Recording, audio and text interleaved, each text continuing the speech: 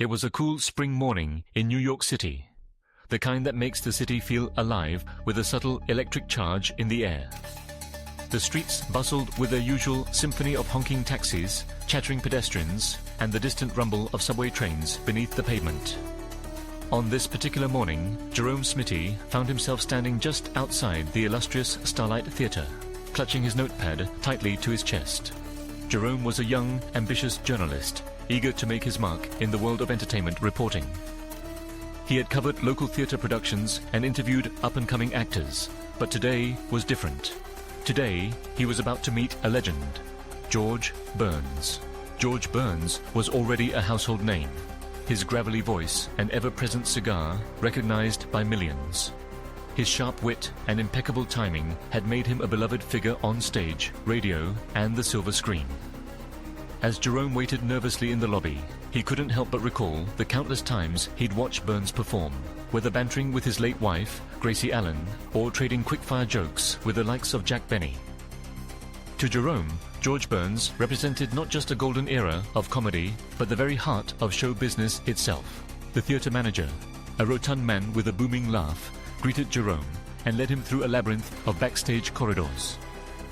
The smell of old velvet curtains, stage makeup, and sawdust mingled in the air, a scent Jerome would always associate with possibility. Finally, they arrived at a small dressing room, its door slightly ajar. Inside, amidst a haze of cigar smoke, sat George Burns. He was exactly as Jerome had imagined, dapper in a tailored suit, his round glasses perched precariously on his nose, and a half-smoked cigar balanced between his fingers. Yet there was something more to him in person, a warmth, an ease, a sense that he saw the world as one big, beautiful joke. George looked up, smiled, and gestured for Jerome to come in.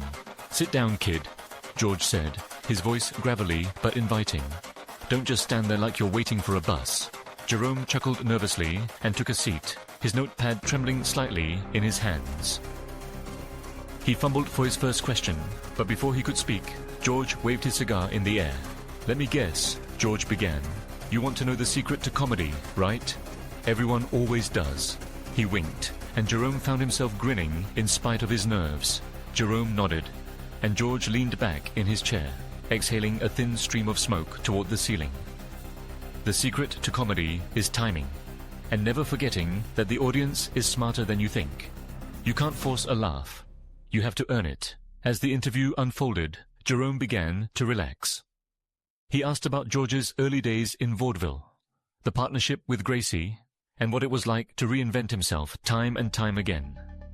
George's stories were rich with detail, painted with the colors of a life lived on the road in smoky clubs and under the harsh glare of stage lights. He spoke fondly of Gracie, his beloved partner and wife. "Gracie was the real star," George said, with a wistful smile.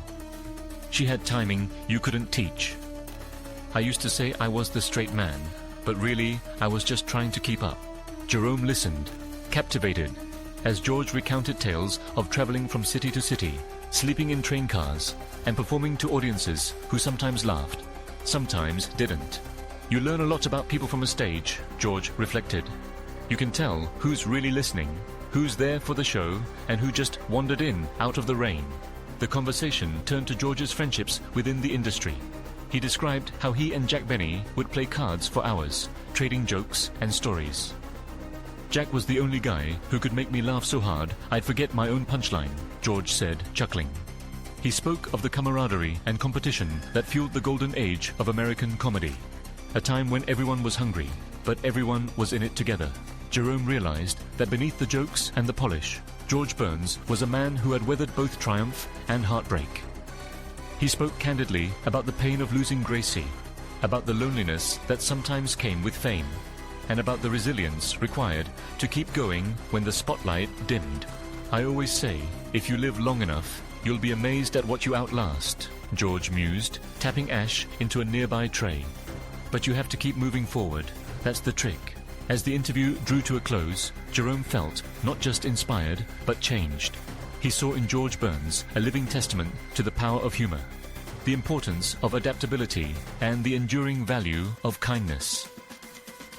George rose from his chair, extending a hand. "You did good, kid," he said, his eyes twinkling. "You listened. Most people don't." Jerome shook his hand, feeling the firm grip of someone who had spent a lifetime working for every inch of success. As he left the dressing room, the world outside seemed a little brighter, the city's noise less daunting. He understood now that legends are not born. They are made, forged in the fires of hard work, humility, and an unyielding sense of wonder. For the rest of his life, Jerome would remember that day as a turning point, not just in his career, but in his understanding of what it meant to truly connect with another human being. He would carry George's lessons with him, striving to earn his own laughs, to tell his own stories with honesty and heart, and to always, always keep moving forward. And somewhere, in the glow of the city lights and the lingering scent of cigar smoke, Jerome Smitty found his purpose. Not just to report on legends, but to learn from them, and in doing so, to become a part of the story himself.